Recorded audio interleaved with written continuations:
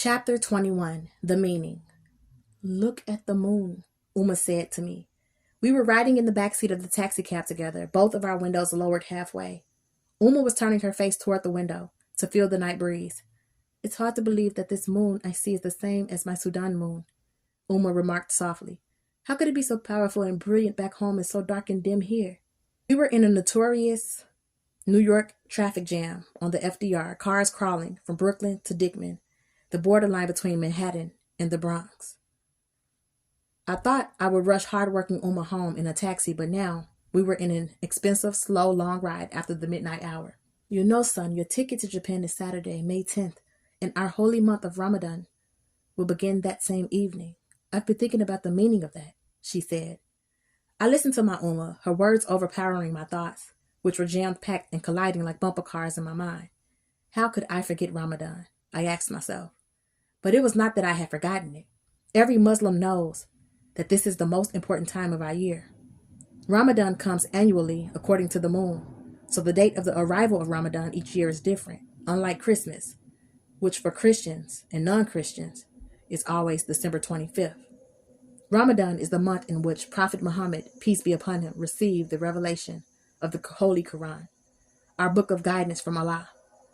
Our Quran gives us guidance for life and sets limits and boundaries for what all believers should not, and must do. You know, son, when I pray, I ask Allah to make you capable and strong in the face of life's test. Your physical is solid, Uma said, turning inward and placing her palm on my chest. But it is your faith that will pull you through every time. Agreed, is all I answered. Since you are traveling, you can be excused from the fasting and make up the days when you return, Uma said softly, her eyes widening to search my soul. Every Muslim is required to fast the entire month of Ramadan. Our fast is from food and water. We take our last sip of water before sunrise, right before we see that thin thread of light that separates the night from day. Then we don't eat or drink or make love to our wives until we see the daylight devoured by the night at sunset. For 30 days in a row we do this, using our time to thank Allah and to read the Quran, hoping to be forgiven for our past sins. The only Muslims excused from this fast are the ill and the traveling. Even those who are excused because of illness or travel are required to do serious acts of kindness and charity throughout the observance. I will travel, Uma, and I will fast while traveling, I assured her. Her approval was revealed as she smiled brighter than the New York moon. I knew it would please her most if I fasted. More important, I knew that was the best and right and truest thing to do. Alhamdulillah, she said, and for this I believe Allah will make you successful in retrieving your wife, our Akimi. Inshallah, we both said at the very same time. Uma laughed. Uma, I said, I know a girl. She is unmarried and 14 years young. Uma shifted her hips in her seat and was now facing me fully. She waited for me to continue. She has a baby, I said. Uma kissed her teeth, a sound of shame, and uttered, Zina, an Arabic term for sex between unmarried people, which is forbidden. Her mother's brother is the baby's father, I added. Uma took some time to understand what I had just told her, so I repeated it. He ruined her, Uma said. We sat in silence for 3 minutes. Is she really ruined? I asked Uma, already knowing her sentiments in our culture. He ruined her and ruined himself, Uma answered. The weight of Uma's words silenced us both. For minutes, we rode up one extremely narrow lane as the second lane of the FDR was suddenly blocked, leaving all the drivers and riders alike only one way out. You're sleepy, I said as I saw Uma's eyes become heavy. We had finally crossed Dykeman, and the lanes opened and traffic was thinning out. I am, she admitted, but it's okay. I will get to sleep late tomorrow morning. Oh, and don't worry about Naja for tomorrow. I have something special planned for her. Something special? I pushed for details. I wasn't used to Uma making plans on her own and then telling me about it after they were all set up. A mother-daughter day. I plan to take your sister out to lunch. We'll sit down together while I explain to her the sudden changes in our lives. It's a big thing to a little girl. Naja will have to adjust to getting back and forth to school from a new location, and we still haven't told her that you are going away to Japan, so I will tell all while she eats her favorite things.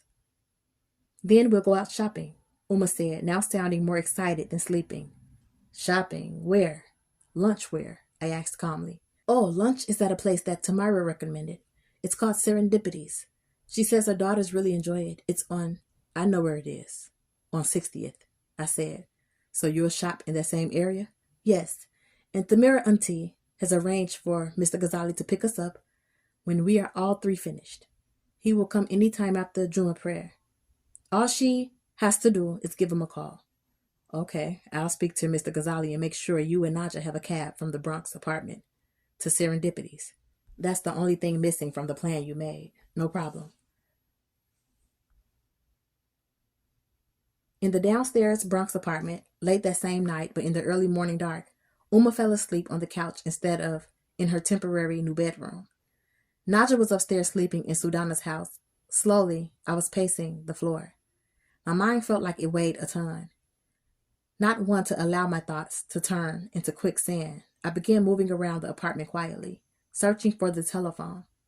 After a drawn-out debate with myself about whether I should call Akimi's friend and leave a message, I decided I would. But as I entered the last room of this apartment, I didn't see a telephone. I had been more concerned about the windows and doors, security, and changing the locks. I missed out on the fact that there was no telephone down here. Quickly, I decided that I could buy a telephone tomorrow and run a wire in a splitter from upstairs down to here. I would definitely do that, but it wouldn't help me for making the call right now, which would have been the perfect time because Japan is 13 hours ahead of the United States in time, or at least ahead of New York. It's 2:30 in the afternoon in Tokyo. I thought to myself, what is my wife doing right now? Moments later, I began thinking about Amir and Chris. Was I messed up for not straightening them out? Was I a hypocrite for having two friends so far away from my beliefs? I must have thought so, or I wouldn't have been thinking about it. Yet, I didn't want to think about it. Those two were my only American friends. Still, a voice in my head kept telling me, if I didn't take responsibility for setting them right in their thoughts and actions, something would happen to cause me to have a break with them. I paced faster, questioning myself, or perhaps questioning Allah to ask if I was responsible for them. Can a young man ever be responsible for his friends' thoughts, ways, and actions? My mind switched again and bangs popped up, but I shut that down. I didn't want to think about anything that would lead me to a thought that might interrupt or delay my trip to my wife. I know the order of things for a man, and I know the order of things in my heart. I looked over at Uma. Simple things like her going out shopping with some women friends concerned me. Every move she made concerned me, as if I knew that she would forever be a foreigner here in America. She was a reminder to me that everyone else in the world who ever had the pleasure of encountering her beauty, her words, her voice, and her ways, that she was right and everything else was wrong. That made her the center of attention in my mind. Because either way, wherever she went, all covered in thobe or hijab and niqab, she still stood out. This made me want to shield her from the world and all the twisted people who didn't deserve to see or know her. But how could I throw a blanket over the sun? And if I was troubled that she planned to shop without me there to protect her, how would I handle being thousands of miles away? Even though I planned the details out precisely to secure Uma in every way, my emotion concerning her was deep and strong, alive and active. On the table next to the couch where Uma slept was her Quran. I needed to quiet my mind. I especially needed to rest. I had Vega and my team standing on my back along with everyone else. I had to figure out how to unload all this and fall into a healing sleep. I rinsed my mouth, washed my hands, face, feet, and then washed my hands again. I opened the Quran to a random page, something that I did often after the first time I read it word for word from the beginning to the end. I told myself whatever page I opened to first would contain a message for me, something to guide me on my way. I landed on the surah called Al-Baqarah. My thumb held the page right at the 42nd ayat. And don't mix up truth with falsehood, nor hide the truth while you know. Immediately I closed the Quran. For me, the Holy Quran is like this. Every word and every line is clear and easy to understand. Yet, it is the meaning of the words that is so heavy. When I read from the Quran, my spirit is aroused and my soul shakes. My responsibilities are reinforced and I become mindful. So is this the answer to my question that I asked Allah concerning my friends? I asked myself. I could not be certain, but I felt it was. Of course, I needed to do a better job at helping my friends to become more steady and true. I needed to separate the truth from the falsehood and set a better example through myself and not hide my way of life. I needed to convey the meaning of Islam through my living. How else would my friends learn it? I sat still for a while before opening Ummah's Quran once again. This time the book opened to the surah called Anisa, which translated to English means the women. My thumb sat right at the 135th ayat. It read, all believers and maintainers of justice, bearers of witness for Allah, even though it be against your own selves or your parents or near relatives, whether it be rich or poor. Allah has a better right over them both. So follow not your low desires, lest you deviate. And if you distort or turn away from truth, surely Allah is ever aware of what you do. These words re-echoed in my mind in the original Arabic language in which they were written. I stood still while these words spoke meaningfully, passionately to my soul. It was growing late and my eyes were beginning to weigh more than my heart. My thoughts were running their last lap. I then promised myself to open the Holy Quran only once more before resting. I landed on the surah called Al-Ma'idah. It was the 32nd ayat. My thumb covered the first sentence or two, but the words which followed after my finger were, whoever kills a soul, unless it be for manslaughter or for mischief in the land, it is as if he had killed the whole of mankind. And whoever saves one life, it is as if he had saved the lives of all men. I knew exactly what that meant, or should I say, what I believed it meant. In the past, I had read the Holy Quran many times, from the beginning to the end, every single word on every single page, in search of the meaning of life. I lay on the floor fully clothed, next to the couch, where my Ummah slept, and I rested finally. Friday, May 9th, 1986. By 3:30 on Friday afternoon, I had my American passport in my hand. My heavy heart felt some relief.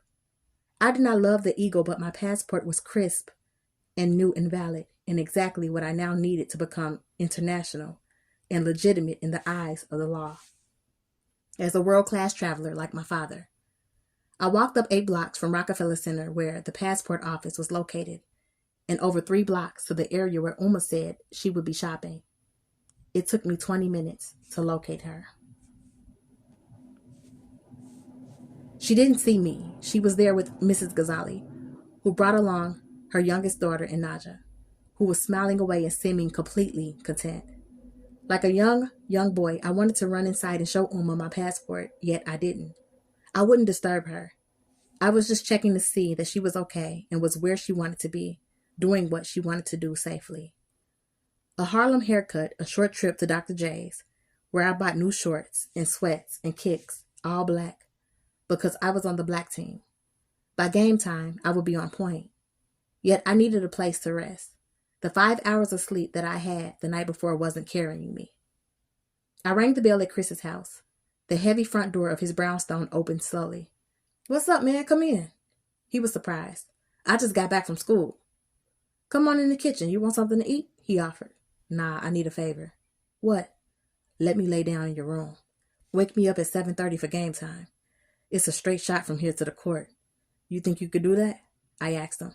"That's easy. That's nothing," Chris said.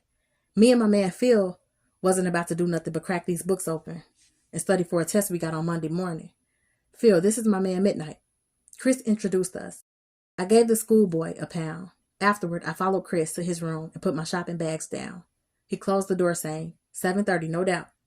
I felt cool at his spot, no worries, just a warm family type thing. Facing a wall with a small poster titled The 10 Commandments, I began reading from the bottom up. It was something about a man not desiring his neighbor's house, or woman, or possessions.